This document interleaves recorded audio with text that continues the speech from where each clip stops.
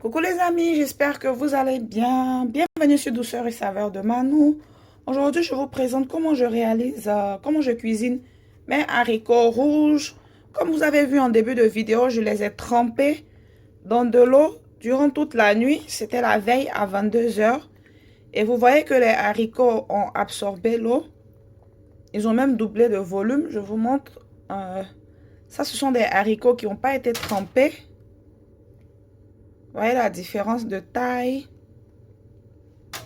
Maintenant, non, le lendemain matin, je vais retirer toute l'eau qui est là et je vais transférer les haricots dans une casserole pour les faire cuire. Voilà, avant de faire cuire les haricots, il y a toujours des petites graines indésirables qu'il faudra retirer comme ceci. Voilà, il faudra bien faire le tri et retirer les graines avant de la transférer dans la casserole.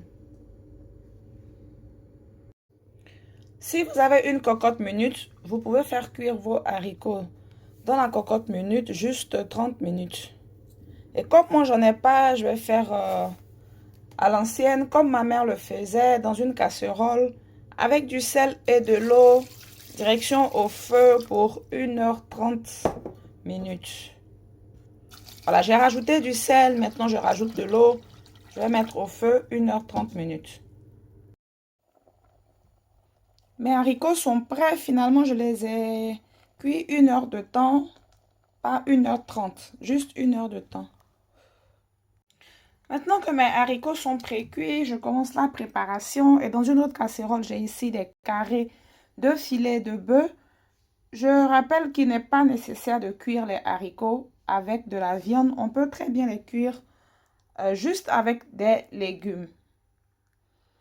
Alors, je vais pré-cuire les carrés de filet en ajoutant une cuillère à soupe de ma marinade verte tout usage. Je laisserai le lien en barre d'infos pour voir comment je l'ai réalisé et tous les ingrédients que j'y ai ajoutés. Et si vous n'avez pas la marinade sur vous, vous pouvez juste ajouter des épices de votre choix, ail, poivre, persil, voilà, un peu de gingembre, feuilles de laurier. Je vais maintenant laisser cuire la viande jusqu'à ce qu'il n'y ait plus d'eau dans la casserole.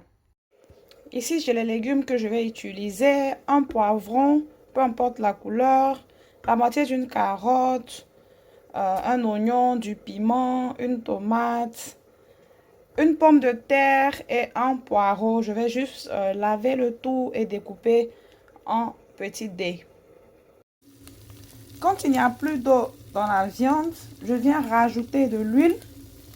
Et cette huile-là, ce que vous voyez, c'est parce que c'est mon huile aromatisée au romarin, au thym, à l'ail et au poivre. Je laisserai bien évidemment le lien de la vidéo dans laquelle j'ai réalisé cette huile-là.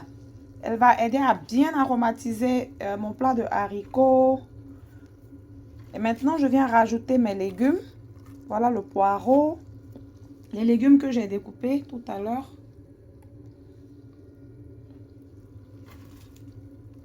Le poireau, l'oignon, vraiment tous les légumes, je les découpe, je les rajoute et je les laisse sauter avec la viande qui est déjà pré-cuite.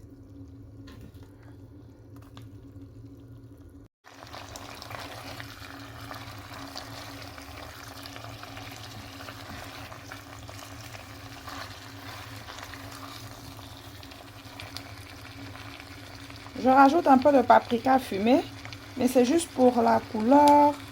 On peut aussi rajouter du concentré de tomate. Ou ne pas en rajouter, hein, si on ne veut pas que ça ait une coloration un peu rougeâtre. Au bout de 10 minutes après avoir rajouté mes légumes, je viens vérifier l'assaisonnement avec du sel et poivre, mais vous pouvez assaisonner avec les épices et arômes de votre choix. Et je viens maintenant rajouter mes haricots.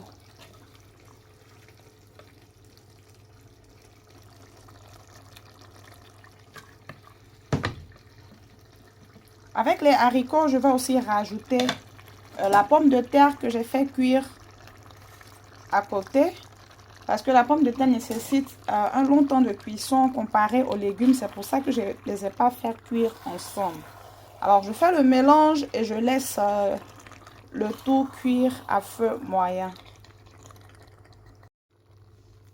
Une dizaine de minutes après avoir ajouté les haricots, on peut maintenant servir son repas. Voilà, encore une fois, on n'oublie pas de vérifier l'assaisonnement avant de servir.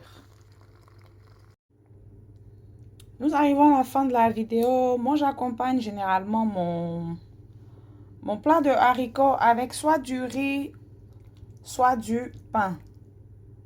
Mais en matière d'accompagnement, c'est toujours au goût et à la préférence de chacun. J'espère que la vidéo vous aura plu. Si vous aimez les haricots, essayez la recette, vous allez adorer. On se retrouve très très bientôt pour une nouvelle recette. N'oubliez pas de liker la vidéo, de la partager pour sauvegarder la recette. Et à très bientôt pour une autre vidéo ou astuce. Bye bye.